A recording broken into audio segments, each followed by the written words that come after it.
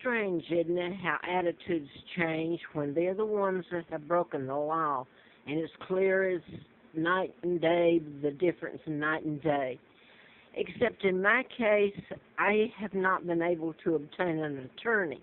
When I did, I obtained an attorney back in '75 against Victor Gonzalez, a doctor who raped his patients. And yes, he did, and he signed a gag order, a suit with a gag order on it.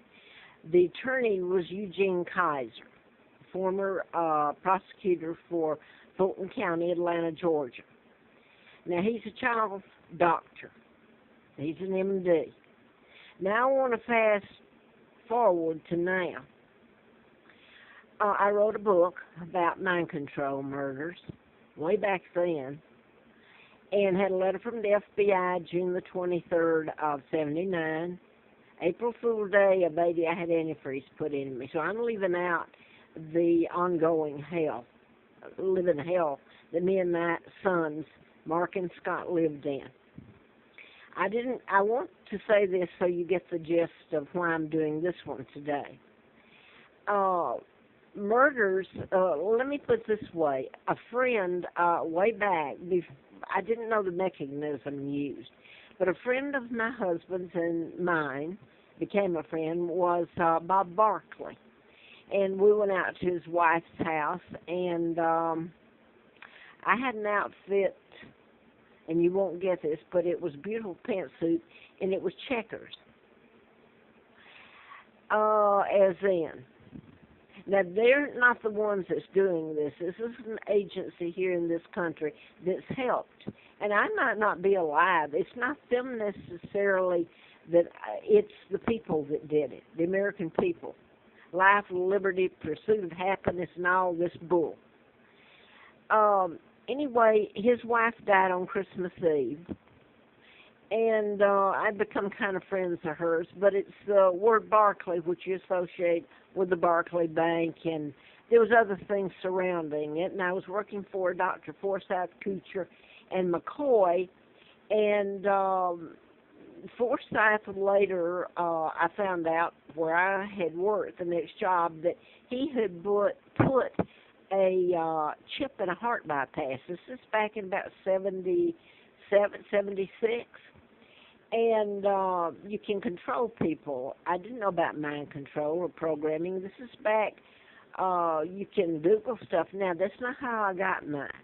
Anyway, I had antifreeze put in me, was illegally taken across the state line where I worked to Huntsville, Alabama. The woman that I had called mother, I hated her guts. And I used to tell her, remember, you're not my mother. I was kidnapped, I found out, after I was flown out to Larry Flint's, and I put all this up, Hustler magazine, where he endorsed me, and any part of it can be checked out if anybody cared.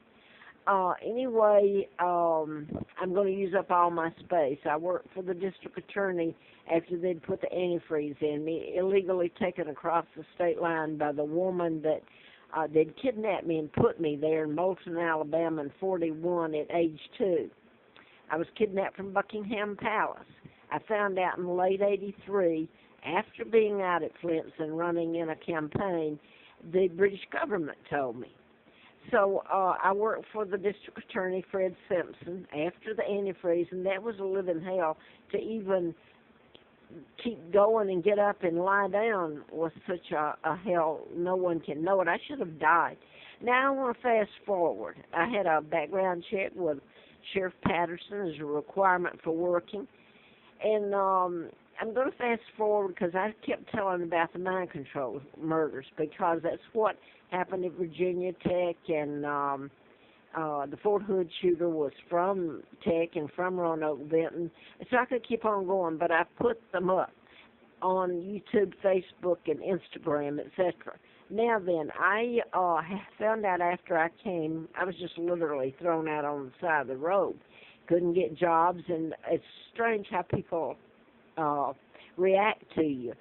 And I haven't committed a crime. I was just put in the place to be a beggar.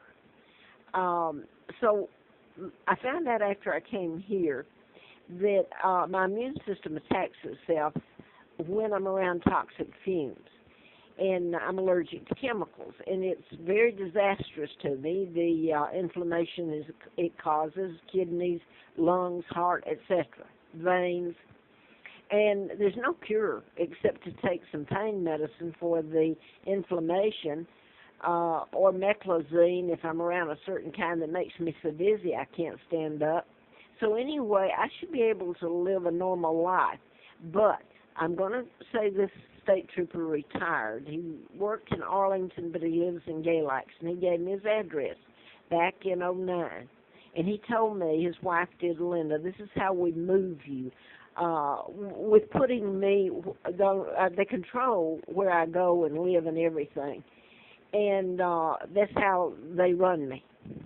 And they make it so I'm so sick I have to go. Now, this is going to go off, and I wanted to get to this. Part of this involved, I don't get that much money. So I'm 76 years old now and sick, really having a hard time, can't walk or anything hardly. And it's involved HUD and low-income housing. And Edinburgh Square was one, Joseph's Dream out of Bedford, and Richfield here in Roanoke. Law enforcement went to them, and when I was able to get a place to live, it was there where they control the environment, and I was soaked with chemicals. And people went along with it. They get stuff on them, and they're afraid for their children, or it's so easy because, hey, look at me, I'm a pauper. They're doing it to me, the law enforcement, and the people go along with it. And they hate me. This is the weird thing. So the only thing you can do is pray that it stopped, it comes to a close, and that they put these managers that have maintained their jobs and lived their good lives up in court and put them under oath to where they'd be lying. And after a while, the patterns would emerge, etc. So I wrote about mind control murders, and Larry Flint was one. George Wallace, they shot him. He was actually with Alana Dempsey, the woman where they put me, and she killed her twins, and I grew up using that name, Peggy. And now that I want to get to where I am now, these people, I have nothing against them. In fact, I thought they were friends of the British. At one time they were. But I'm going to give you, for instance, because everywhere I've gone, I've been run till I can't run anymore. If I get a few bucks, it's gone. I have no clothes. I try to drag things that I have gotten at places like Goodwill, Salvation Army or something when I'm lucky. So now then, I had to leave Scott Hill Retirement out in Clifton Forge. I was out there, and that's using part of the patterns in the mind controls. They use Scott, and I mean, there's a list of it there. If people could see, they see how far this is all gone. This Edward Snowden only touched the tip of the iceberg. But what I wanted to get to is I can't get an attorney. It has to be prosecuted by the agency that's doing this, or the British, or God himself, I guess. Anyway, I had to leave out there. They made it so bad out at Scott Hill Retirement, and I'm not going to put the names on here now and how they connect with the mind control and back in the past, like Simpson, Patterson, the sheriff.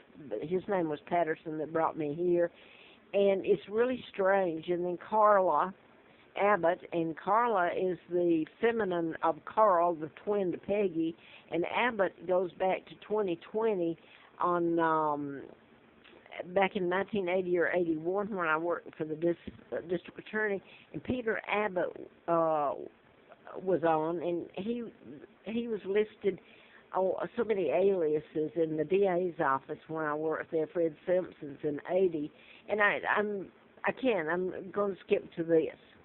Today, I'm here, living here where I've lived for a good while, and it's behind the Waffle House. And they've made it so ludicrous, people know I'm telling the truth, but yet they will turn away, because they know I'm telling the truth, and they'd rather just turn away and pretend, oh, that's nuts, and do nothing.